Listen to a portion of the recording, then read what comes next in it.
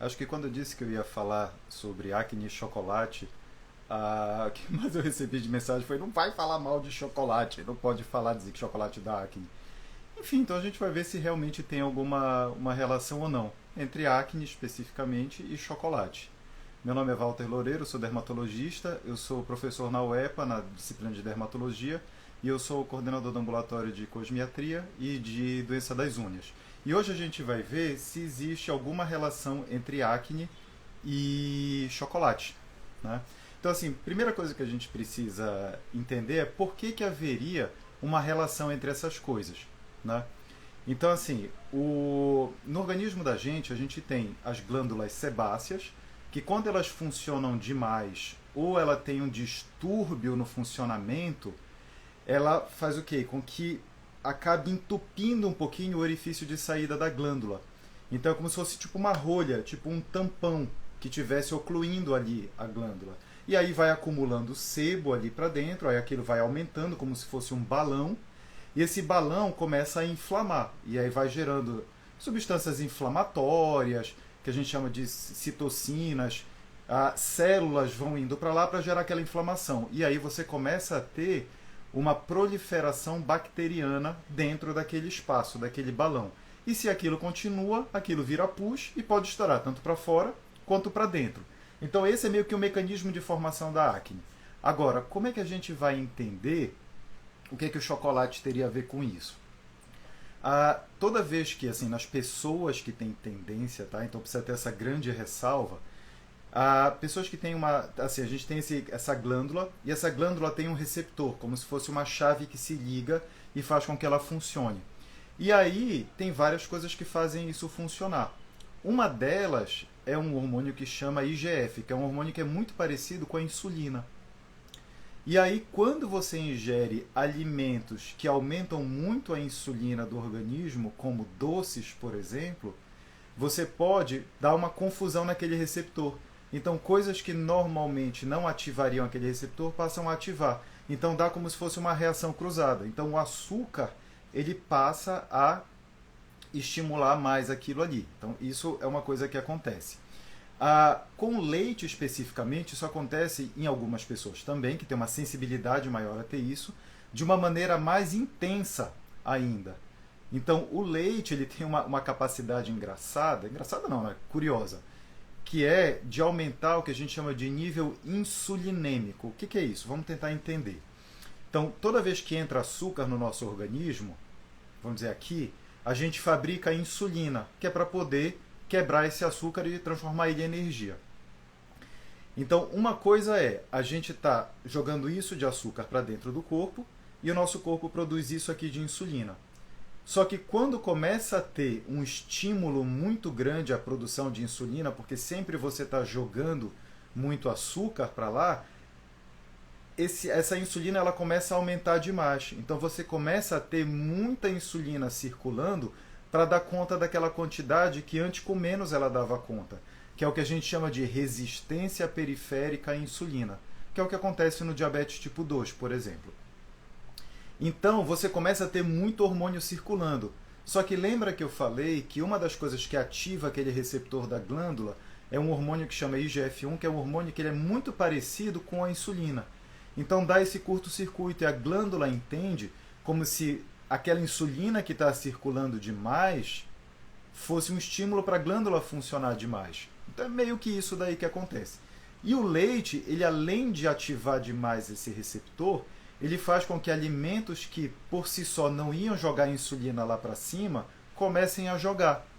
Então tem um estudo interessante, né, que eles pegaram pão, né, compararam assim, quem comia pão com quem comia macarrão com água, e quem comia pão, quem comia macarrão e comia isso com leite. E eles viram o quê? Que o pão jogava a insulina lá para cima, o macarrão jogava ela mais ou menos, quando comia com água. Agora, quando comia com leite, não fazia diferença se era com pão ou se era macarrão, mas tudo jogava a insulina lá para cima. Então o leite ele faz menos isso. Mas aí a gente pensa assim, ué, mas quem que vai comer, sei lá, leite com macarrão? Então não é esse o conceito da coisa. O conceito é você misturar um carboidrato com o leite. Então, onde é que a gente tem isso, por exemplo? Sucrilho. quem toma sucrilho, que é um carboidrato de metabolização rápida, porque tem muito açúcar ali, mesmo granola, granola a gente acha que é uma coisa que é muito saudável, mas na verdade tem granola que é adoçada com açúcar, com mel, então essas coisas acabam, de uma certa maneira ou de outra, fazendo com que a insulina acabe subindo. Então você ativa demais essa via. Então, daí a gente tira o quê? Que o chocolate ao leite, ele é pior. Né? E isso daí foram as maiores perguntas que mandaram. Eu vou dar uma olhadinha aqui para mostrar. Então foi a Leda que perguntou, a Mai Garcia perguntou, a Karen perguntou, perguntando sobre que tipo de chocolate, né, que dá mais acne. Se é o chocolate branco, se é o chocolate meio amargo. Então vamos pensar. Primeira coisa que a gente tem que entender é o que para a nossa legislação é chocolate. Então existem diferenças. Então chocolate é alguma coisa que contenha pelo menos 20% de cacau, de sólidos de cacau. Então se contém menos de 20%, ele é um doce de sabor chocolate. Então por isso que algumas coisas a gente vê, por exemplo, achocolatado. Achocolatado não é chocolate. Achocolatado, ele é um doce sabor chocolate, porque ele tem menos de 20% da composição dele de cacau. E o que são aqueles outros 80%? Leite, gordura, a manteiga do cacau, que é uma espécie de gordura. Então, por exemplo, chocolate branco, o que ele é? Ele tem tem por volta de 50% a 60% de manteiga de cacau. Então tem algumas pessoas que falam assim, chocolate branco não é chocolate porque ele não tem o sólido do cacau, ele tem manteiga de cacau. Só que a manteiga de cacau, na nossa legislação, ela é considerada como sólido. Então ele é chocolate sim, porque ele tem mais de 20% de sólidos de cacau. Então ele tem 53% a 60%, às vezes mais, às vezes menos, de gordura, né, de manteiga de cacau, e o restante normalmente é de leite. Tá? Então está juntando gordura, que é altamente calórica, com leite. E qual que é o problema do leite nisso? É que, se a gente for pensar, os humanos são os únicos mamíferos que continuam consumindo leite depois do desmame. E por que ele é importante para o desmame? Eu vou explicar. No leite a gente tem muita proteína, a gente tem gorduras, a gente tem carboidratos, a gente tem fatores de crescimento, a gente tem anticorpos, a gente tem um monte de coisa ali dentro que é para ajudar no crescimento do neném, tanto para defesa quanto para energia, para fabricar massa muscular e para poder ter energia suficiente para o crescimento. Então aquilo lá, o leite, ele é uma bomba de crescimento, né? Então, quando você tem um conteúdo maior de leite, um conteúdo muito grande de leite, você está o quê? Jogando muito hormônio de crescimento, você está aumentando o nível de insulina, você está fazendo aquela glândula, que é o que inflama na acne, funcionar demais. Por isso que tende a piorar. Tá?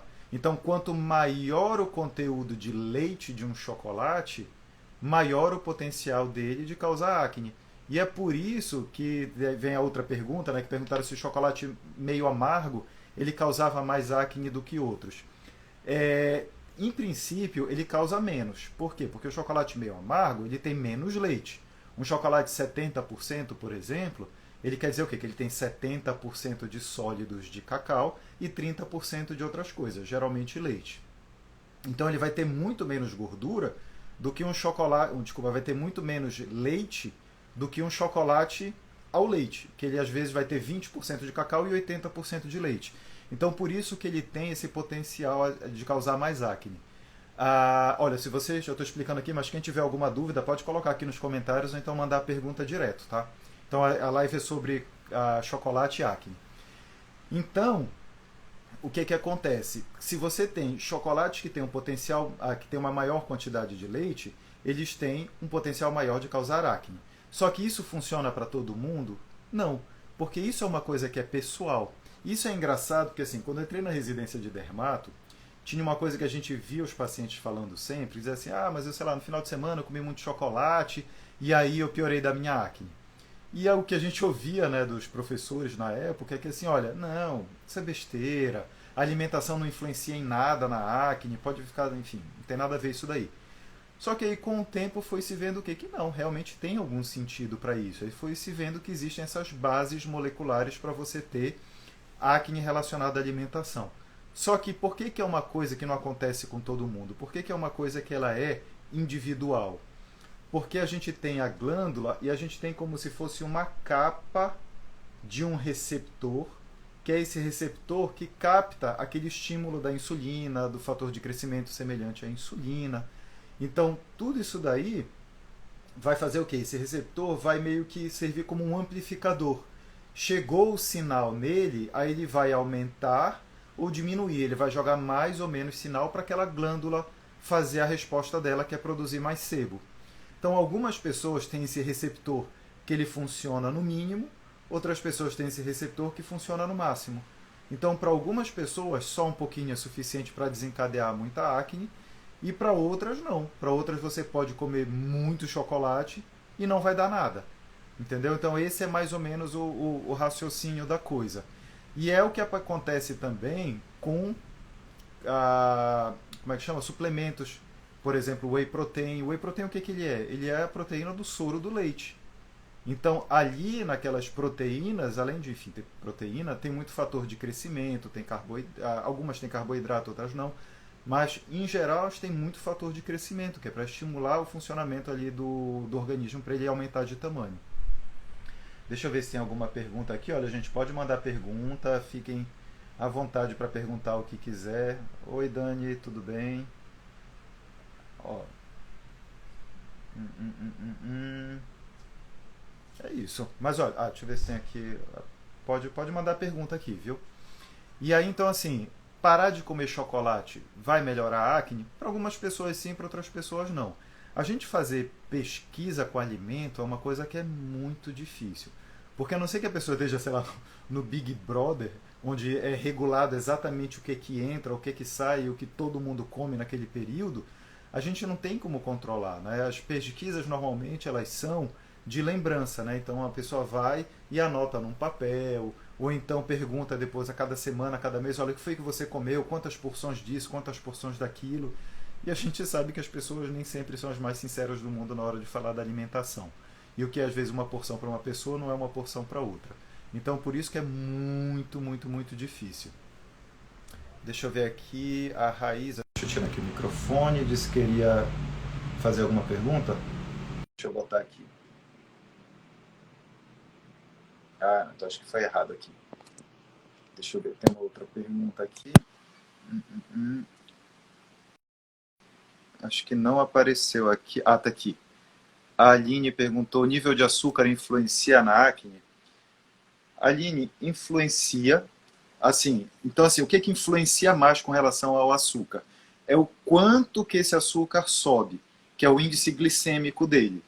Então, tem alguns alimentos que eles geram um índice glicêmico muito alto, que dá um pico de glicemia muito grande. Então, sobe muito rápido esse açúcar. Esses alimentos, que são geralmente os carboidratos de metabolização rápida, que são açúcares doces, né, coisas que têm açúcar refinado, como refrigerante, por exemplo, eles jogam um pico de açúcar. Então, esse pico de açúcar gera um pico de insulina. E esse pico de insulina vai fazer com que a glândula funcione mais. Então, eles têm uma relação, sim, níveis maiores do que níveis menores. Mas aí, por que quem tem diabetes não tem acne o tempo todo? Porque os níveis são muito altos de açúcar. Porque a gente está falando de picos, né, que são aumentos agudos. A gente não está falando de um aumento lento e persistente. Entendeu? E os alimentos que têm um índice insulinêmico alto, quer dizer o quê? Que são alimentos que não necessariamente vão aumentar muito a glicemia, mas vão jogar a insulina lá para cima e vão dar um efeito muito parecido. Deixa eu ver aqui outra pergunta. Tá aqui, deixa eu ver quem mais. Tiago perguntou: chocolate inflama as glândulas sudoríparas? Desculpe a pergunta, mas é algo que eu ouço muito. Não, Tiago, as glândulas sudoríparas não. Ele inflama as glândulas que são sebáceas. Por isso que é só mais na área onde tem glândulas sebáceas. Deixa eu ver aqui outra pergunta. A Raíza perguntando: para pessoas com pele acneica, o melhor seria evitar alimentos gordurosos? Raíssa, sabe que isso daí é um negócio que é curioso, sabe? As pessoas em geral, e assim, no meio médico mesmo, tem essa ideia de que assim, bom, o meu rosto é oleoso, a comida é oleosa, então se eu como mais comida oleosa, eu vou ter mais acne. O raciocínio não é bem esse. É mais importante o que é frito do que a fritura em si. Deixa eu explicar um pouquinho melhor. A batata frita, por exemplo. O problema não é tanto a fritura em si, mas o carboidrato que é frito, a batata em si. Por quê? Porque a batata ela é um carboidrato, então ela já contém muito açúcar. E quando você... E aí vai entrar a parte cozinheiro, cozinheiro cientista agora. Quando você pega um açúcar, independente da forma dele, como um carboidrato de uma batata, e você joga numa temperatura alta, numa temperatura de fritura, por exemplo, você gera uma reação que chama reação de Maillard, que é a reação de caramelização. Então você literalmente transforma aquele açúcar na superfície do alimento em caramelo. Entendeu? Então isso, esse caramelo que é formado ali na superfície, ele joga o açúcar lá para cima e a insulina mais ainda lá para cima. Entendeu? Então, uma carne frita, por exemplo, ela não vai desencadear um quadro de acne igual uma batata frita, por exemplo, por conta dessa reação toda. Deixa eu ver aqui se tem mais alguma outra pergunta. Tem aqui uma outra, do Tiago. Já existem injeções para tratar hidradenite? A UEPA já voltou com as consultas? Já, Tiago, as consultas voltam, depois do o lockdown acabou essa semana, segunda-feira elas já voltam, e as injeções, talvez que você esteja falando, seja com relação aos imunobiológicos. E a gente tem esse tratamento lá, quem coordena o ambulatório é a doutora Regina, e aí normalmente, enfim, tem o fluxo que é o de lá do ambulatório dela, mas já, assim, a gente já volta segunda-feira, tá certo? Deixa eu ver se tem mais alguma pergunta aqui. Olha, se alguém tiver, pode colocar aqui embaixo, tá? A Naira perguntou aqui. Funciona de forma semelhante para qualquer coisa que contém leite? Depende, como eu te falei, é muito difícil a gente falar de qualquer coisa que contenha leite. E assim, o que a gente tem de pesquisa, por exemplo, tentando ver o que é que causa, se viu o quê? Que geralmente é o leite propriamente dito e nem tantos derivados de leite. Então, queijo não causaria tanto acne quanto leite, iogurte, requeijão, é mais o leite em si. E aí, se for esmiuçar um pouquinho melhor, tem mais associação de piora de acne com leite desnatado ou semidesnatado do que com leite integral. Provavelmente isso acontece pelo perfil de gorduras que tem no leite desnatado e pelo percentual de fatores de crescimento que tem nele. Então, muito provavelmente é por conta disso. Então, tem relação com o tipo de leite, os derivados de leite têm uma chance muito menor. Agora, qualquer tipo de leite é difícil. Então, provavelmente, marcas parecidas, sei lá, marcas diferentes, mas que são leite integral, deve ter um perfil mais ou menos semelhante. Não sei se dizer se existe alguma coisa que compare isso. E aí, óbvio, se você, desculpa, come uma quantidade maior de leite, vai ter uma quantidade maior de acne, em quem tem tendência. E se você associa esse leite com outras coisas que também piorem um pouquinho mais a acne, a tendência é ter um pouco mais. Deixa eu ver se tem mais alguma pergunta. A gente pode mandar aqui, viu? Não tem problema nenhum. De qualquer maneira, essa live ela vai para o YouTube, vai para o IGTV. Então, se alguém quiser depois perguntar, pode perguntar, não tem problema. Deixa eu ver aqui a outra. Tem uma pergunta da Raquel. Psoríase ungueal tem cura? Raquel, infelizmente não. Igual psoríase não tem cura, psoríase ungueal ela não tem cura também. Então a gente consegue controlar, a gente controla muito bem. O que é importante entender? Que a psoríase ungueal, que é a psoríase da unha, ela é muito mais relacionada com a psoríase das articulações do que com a psoríase da pele. Porque a psoríase da articulação, ela inflama uma coisa que chama êntese, que é uma estrutura que fica aqui na articulação. E aqui a gente tem a articulação, a gente tem músculos, a gente tem tendões. E essa inflamação aqui, ela vai e chega um pouco na matriz da unha, porque fica aqui do lado. E aí essa inflamação na matriz da unha que causa as deformidades da unha. Então a gente consegue controlar, o paciente consegue até entrar em remissão da psoríase, mas a gente não tem como dizer que ela pode ser curada. O que muitas vezes acontece é que a psoríase da unha vai embora, mas ainda fica alguma coisa na articular ou na do corpo. E lógico que isso tem que ser visto caso a caso. Deixa eu ver se tem mais aqui alguma pergunta. A Aline falando, equilíbrio alimentar seria ideal. É isso aí, Aline. Por exemplo, eu não falo mal de chocolate porque eu adoro chocolate também. Mas é isso, assim. E parece que assim, eu não sou nutrólogo. Eu acho que para nem nutricionista. Então, acho que para conversar um pouco sobre isso, acho que pode falar com a minha amiga, com a Carol Beckman, que é nutróloga, acho que ela vai poder explicar isso muito melhor, talvez ela saiba mais dessas estatísticas do que eu. Mas, assim, até onde eu sei, as dietas que são muito restritivas têm um índice de abandono muito maior. Né? Então, assim, não vou mais comer zero disso. E aí a pessoa consegue segurar isso durante um tempo, mas depois volta a coisa bagunça de novo. Isso é o que eu sei. Né? Então, eu acho que ter essa ideia de uma dieta equilibrada, de você priorizar coisas mais saudáveis e diminuir a quantidade, mas não necessariamente riscar da sua vida, coisas que sejam, sei lá, mais gordurosas ou açúcar, essas coisas, acho que é uma boa alternativa para conseguir manter isso a longo prazo. Deixa eu ver, acho que não tem mais perguntas aqui, então assim, espero que tenha dado para entender. Hoje essas lives elas vão ser mais curtinhas agora. A próxima live que eu vou fazer vai ser acho que na terça-feira à noite, eu vou deixar durante a semana, fiz hoje que era só porque era chocolate e a Páscoa. E aí eu vou colocar um avisozinho no Stories, e aí vocês podem mandar perguntas sobre qualquer outra coisa.